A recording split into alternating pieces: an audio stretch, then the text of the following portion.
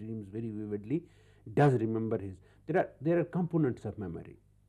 You have sensory memory. When immediately we are talking, this is our sensory memory, what we are saying. But then you have short-term memory, which you remember while you are working, and then you have long-term memory, which depends on so many. Your rote memory, and then so many other aspects of memory. So these are different components of memory. Of memory, yeah. So this would just come as a collateral kind of a link with that, yeah. So we talk about superstitions and their awkward relation, let's put it, with dreams, that sometimes we say that there are certain omens. If I see, as in the language of a layman, if somebody believes that if I see a fish, that means there is something very sinister that's going to happen in my life. At the same time, if I see money, that means it has a reverse effect, that I will be hurled towards the penury, so that bad days, he apprehends of certain bad days in his life. Is there any relationship, any subtle, intricate link between those man-made, homespun superstitions and this divine, natural phenomenon of dreams? Again, a very interesting question, in the sense that there are many explanations people have tried to answer this question, but still there is no definite answer to this. One extreme is, as you rightly pointed out, that even for that matter, psychoanalysts and psychologists, even Freud, when the explanation of dreams, suppose you would say snake, he would say that it is something which is linked with sexual kind of an activity and things like that, and try to explain it, that symbolically what does it represent.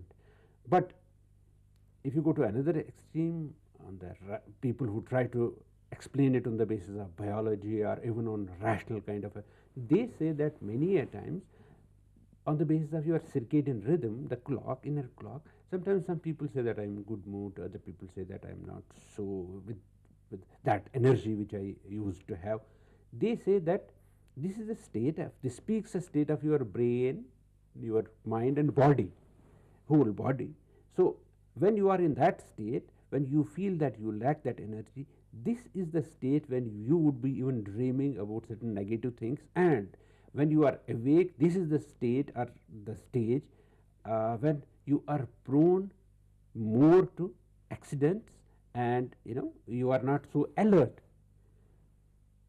They try to explain it on the basis of, because brain works on again, this is a chemistry only, these are molecules, and earlier we had only the basic systems which you involve at the time of fight or fright and flight and things like that. But then you had a few 2 or 3 chemicals which you would say that they would drive your machine very fast, or this would slow it down. But then there are now scores of chemicals which are supposed to be involved in your day-to-day activities, even including in these activities where you say that somebody had dreamed this. They say that when you are in that pessimistic state, overall, total kind of your existence is in that state, this is the state when your mind will even reflect that underlying state, and then obviously you will see certain things which would be projected as something which is a bad omen. The superstitions would be there. So it's a matter of interpretation, how will you take it. Sir, you have touched a very sensitive chord and added an intellectual dimension to the whole discussion by mentioning Sigmund Freud's interpretation of dreams. My simple question is that, as an expert of the subject, how far do you subscribe to the theory of sexually interpreting those childhood memories that, as Freud says, sometimes appear in the dreams of a man? See, there were days when everybody, irrespective of who he was or in which profession he was, would subscribe to Freudian kind of concepts and interpretation. But if you read between the lines, even clearly what Freud had even said, that all these interpretations have their roots in biology, and someday there would be an explanation which would be directly related only with the biological aspects, or they will have a chemical basis, they will have a biological basis, they will have an organic basis. Now is the stage when you feel that there are particular areas of brain which if you stimulate them, you would go into that state where you would experience, it is there. Is and it? Now, yes, now there are certain areas of brain which if you see, there are reward and punishment kind of centers in your brain. So any methods of controlling and influencing your dreams yourself? Does that mean that?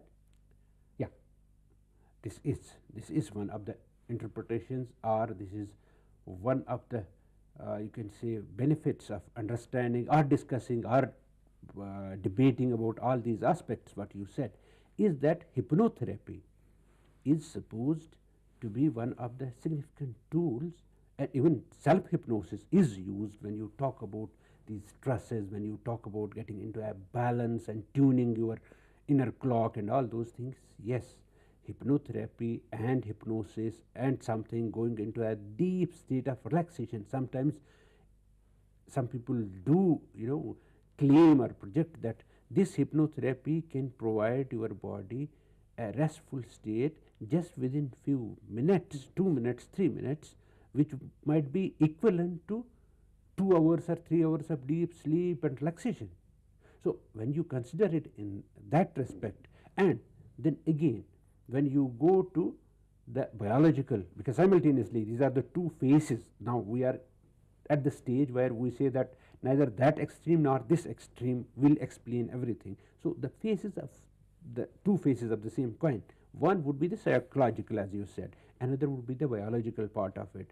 You have certain areas of the brain which keep you alert, but at the same time you do know that during night all these activities, all these biological activities are in a completely slow state. Your pulse is slow, your all these, your hormones, and in fact this is said that this has evolved right from evolution wise, if we say, the cells that would get exposed to the sun rays, the DNA that is supposed to be the chip that holds the whole information of, would get exposed and would get ultraviolet radiations and would get mutated if nature has not put this, that during night all these activities are had to be restored in a state of balance. If there was anything, if there was any correction to be made, so that is during your sleep that takes place. So obviously even dreams are supposed to be a significant expression of that activity, where you restore your, you take care of your problems of your mind, brain, body, and try to restore a balance during night. So we discussed much about dreams. Everybody wants to have his or her dreams realized, and dream, when we say, it's a very sweet word. Yeah. But there's one part of it that remains undiscussed, and that's nightmares. What are nightmares, and do they have any link with the behavioral makeup of a human being? Yeah, there are certain things which human beings experience, but they are many a times so vivid and so